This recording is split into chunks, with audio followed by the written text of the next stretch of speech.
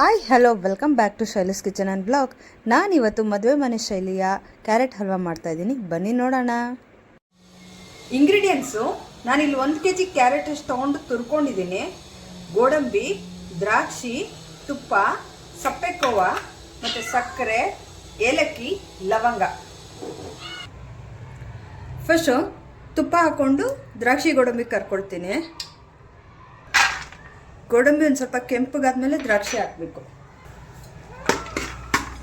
ಇನ್ನು ತುಪ್ಪ ಸೊ ದ್ರಾಕ್ಷಿನೂ ಎಲ್ಲ ಕೆಂಪಗಾಗ್ತಾ ಇದೆ. ಈಗ ಇದೆಲ್ಲ ಒಂದು ತಟ್ಟೆಗೆ ತೆಗೆದಿಟ್ಕೊಂಡ್ಬಿಡ್ತೀನಿ.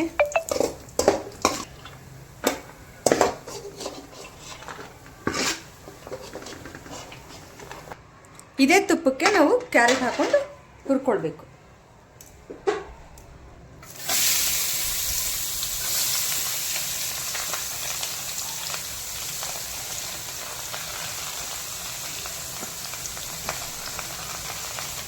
ಇದು ತುಪ್ಪದಲ್ಲೇ ಒಂದು 5 ನಿಮಿಷ ಹುರ್ಕೊಳ್ಬೇಕು. ಹೀಗೆ ತುಪ್ಪದಲ್ಲೇ ಇದೊಂದು 5 ನಿಮಿಷ ಹೀಗೆ ಹುರ್ಕೊಳ್ಬೇಕು.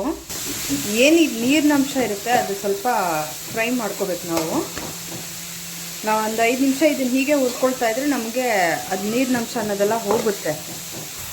ಸೊ ಈಗ ಇದೆಲ್ಲ ಒಂದು 5 ನಿಮಿಷ ಆಗಿದೆ ಚೆನ್ನಾಗಿ ಹುರ್ಕೊಂಡು. ಈಗ ಇದಕ್ಕೆ ಹಾಲು ಹಾಕಬೇಕು.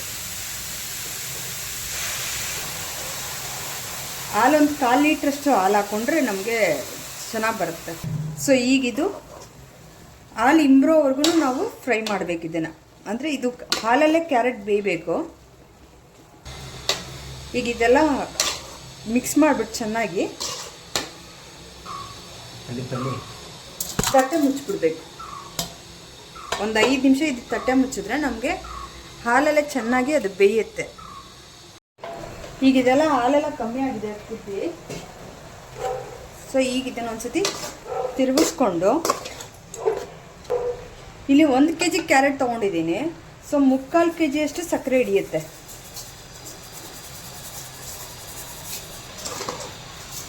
ಸೊ ಈ ಸ್ಟೇಜಲ್ಲೇ ಏನು ನಾವು ಸಪ್ಪೆ ಕೋವ ತೊಗೊಂಡಿದ್ವಲ್ಲ ಅದನ್ನು ಮಿಕ್ಸ್ ಮಾಡ್ಕೊಂಡ್ಬಿಡ್ತೀನಿ. ಸೊ ಈಗ ಇದು ಸಕ್ಕರೆನೂ ಮತ್ತು ಕೋವನೂ ಎರಡೂ ಮಿಕ್ಸ್ ಆಗುತ್ತೆ. ಸೊ ಕಂಪ್ಲೀಟಾಗಿ ಇದು ಮತ್ತೆ ನೀರು ಬಿಟ್ಕೊಂಡ್ಬಿಡ್ತು. ಏನು ಈ ಥರ ಆಗೋಯ್ತು ಅಂತ ಏನು ಹೆದರ್ಕೊಳ್ಳೋ ಅವಶ್ಯಕತೆ ಇಲ್ಲ. ಇನ್ನೊಂದು 5 ನಿಮಿಷ ಇದನ್ನು ಬಿಟ್ಟರೆ ಅದು ಆಟೋಮೆಟಿಕ್ಕಾಗಿ ಗಟ್ಟಿ ಆಗುತ್ತೆ. ಇದು ಇನ್ನೊಂದು 5 ನಿಮಿಷ ಇದನ್ನು ಕುದಿಯೋಕ್ಕೆ ಬಿಡಬೇಕು. ಈಗ ಇದಕ್ಕೆ ಇನ್ನೊಂದು ಸ್ವಲ್ಪ ತುಪ್ಪ ಹಾಕ್ಕೊಳ್ಬೇಕು. ಈಗ ಒಂದು 75% ಅಷ್ಟು ನೀರೆಲ್ಲ ಕಮ್ಮಿ ಆಗಿದೆ. ಈಗ ಇನ್ನೊಂದು ಸ್ಟೇಜಲ್ಲಿ ತುಪ್ಪ ಹಾಕ್ಕೊಳ್ತಾ ಇದೆ. ಈಗ ಏನು ನಾವು ತುಪ್ಪದಲ್ಲಿ ಕರೆದಿಟ್ಕೊಂಡಿದ್ವಲ್ಲ ದ್ರಾಕ್ಷಿ ಗೋಡಂಬಿನ ಅದನ್ನು ಹಾಕ್ಕೊಳ್ತಾ ಇದ್ದೀನಿ.